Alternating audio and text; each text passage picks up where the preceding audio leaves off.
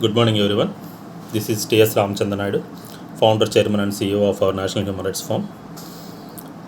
ఈరోజు ప్రత్యేకంగా ఈ వీడియో అల్లూరు సీతారామరాజు జిల్లా సభ్యులు ఎవరైతే ఉన్నారో వాళ్ళని ఉద్దేశించి చేయడం జరుగుతుంది. ప్రత్యేకంగా అల్లూరు సీతారామరాజు జిల్లా సభ్యుల కోసం ఎందుకు చేయడం జరుగుతుందంటే, నేను గమనిస్తున్నాను గత కొన్ని రోజులుగా అల్లూరు జిల్లా సభ్యులు చాలామంది ఏమవుతున్నారంటే వాళ్ళు గ్రూప్లోంచి లెఫ్ట్ అవుతున్నారు. ఏ కారణంతో లెఫ్ట్ అవుతున్నారో, ఎందుకు లెఫ్ట్ అవుతున్నారో నాకైతే అర్థం కావట్లేదు.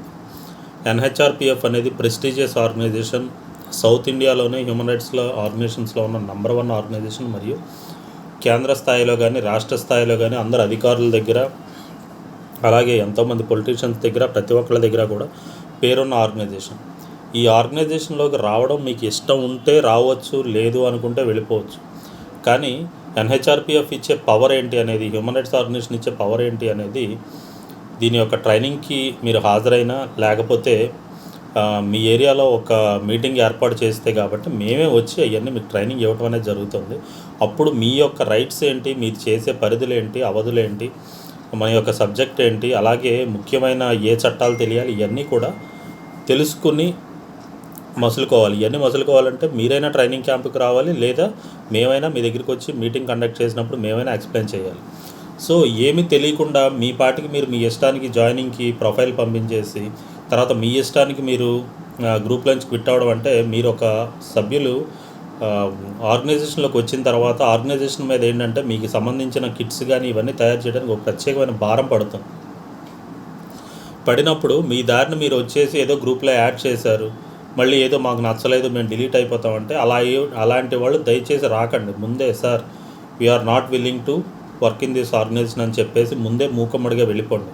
అంతే తప్ప మీకు నచ్చినప్పుడు ఒకళ్ళు, నచ్చినప్పుడు ఒకళ్ళు వెళ్ళిపోతూ ఉంటాం, గ్రూప్లో ఇదవుతాం జరిగితే మాత్రం బేర్ చేసే విషయం లేదు. ఖచ్చితంగా ఇంకోసారి without information, without proper reason గ్రూప్లో నుంచి ఎవరైనా లెఫ్ట్ అయితే కాబట్టి వాళ్ళ దగ్గర డెమరేజ్ అనేది వసూలు చేయడం జరుగుతుంది. ఖచ్చితంగా మనిషి దగ్గర 2500 రూపీస్ అనేది ఛార్జ్ చేసి వదలటం జరుగుతుంది. ఎందుకంటే మీ దగ్గర వచ్చేసరికి మేము ఏ విధమైన ఫీజెస్ చాలామంది దగ్గర మేము కలెక్ట్ చేయనప్పటికీ కూడా మీ అపాయింట్మెంట్స్ తయారు చేయించాలన్నా, ఐడి కార్డ్స్ తయారు చేయించాలన్నా, ఏ చేయించాలన్నా మాకు నెంబర్ ఆఫ్ బర్డెన్ ఆఫీస్ మీద పడుతుంది. మీ పాటికి మీరు వచ్చేసి మీరు వెళ్ళిపోయి ఇష్టం వచ్చినట్టు వితౌట్ నోటీస్ కానీ, ఏ విధమైన ప్రయర్ ఇంటిమేషన్ కానీ, లేదా ప్రాపర్ రీజన్ కానీ లేకుండా వెళ్ళిపోతే అదైతే నాట్ కరెక్ట్. ఎందుకంటే అది ఇండీసెంట్ బిహేవియర్ తెలియజేస్తుంది, అలాగే రెక్లెస్నెస్ తెలియజేస్తుంది. సో అటువంటి సభ్యుల్ని NHRPF ఎప్పుడూ కూడా ఎంటర్టైన్ చేయదు.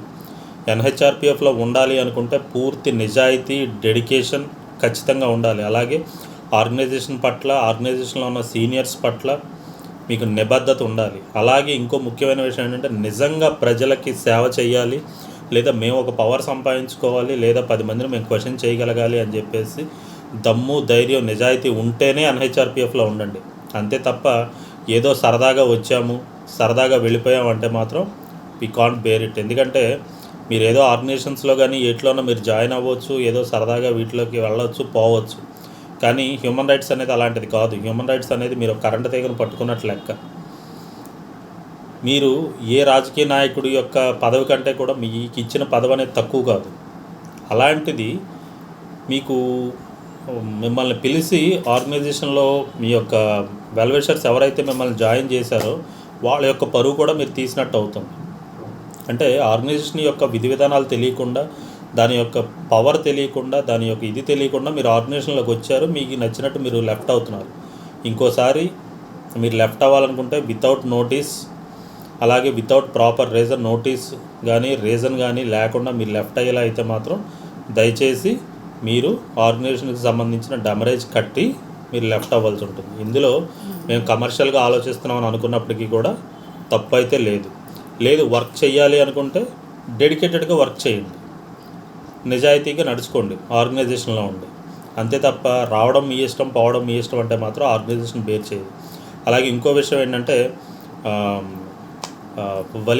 వలీఖాన్ గారికి కానీ, తర్వాత అల్లూరు సీతారామరాజు జిల్లాలో ఉన్న ముఖ్యమైన జిల్లా కమిటీ మెంబర్స్కి కానీ, నియోజకవర్గ కమిటీ మెంబర్స్కి కానీ అక్కడ మీటింగ్ రంపచోడవరం కానీ, మారేడుమిల్లి కానీ, రాజవొమ్మింగ్ కానీ ఒక ప్రత్యేకమైన మీటింగ్ మొత్తం ఏర్పాటు చేయమని చెప్పడం జరిగింది.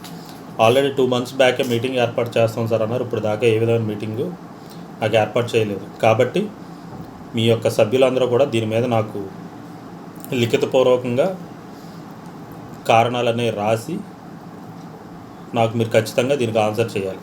Thank you very much.